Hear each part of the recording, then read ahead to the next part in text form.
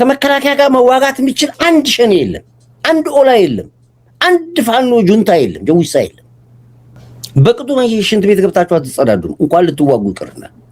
ጎሬላ ሽፍታ ጫካ ውስጥ የተቀመጠና አውቶቡስ ሲያልፍ ጠብቆ አውቶቡስ የሚያቃጥልና አሮጊት ቤት ሽማግሌ ቤት ሄዶ ቀበሌ ገብቶ ፋይር አቃጥሎ የሚወጣ ሽፍታ ታወዳድሯል ከዚህ መከላከያ ይልጋ። መከላከያ እንደ ቆሎ እየተመረተ ነው ያለው፣ እንደ ቆሎ ከዘመናዊ ቴክኖሎጂ ጋር እየተመረተ ያለው። ከዘመናዊ ቴክኖሎጂ ጋር ጥይት እንኳን ገዝቶ የማይዋጋ አምርቶ የሚዋጋ ሰራዊት ነው ያለው። ታንክ አምርተን የምንዋጋ ሰራዊት ቢልድ ያደረግነው። ድሮን አምርተን የምንዋጋ ድሮን ነው ያመረትን ያለው።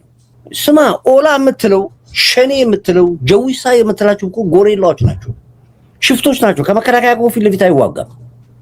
በሁለት አይናቸውን ገልጸው የሚያዩት መከላከያ የለም። እያያችሁት እኮ ነው የሚደርስባችሁ ነገር። በየቀኑ እኮ ነው በየቀኑ ካወራ ነው እኮ ጉድ እኮ ነው የሚፈራው ያለው።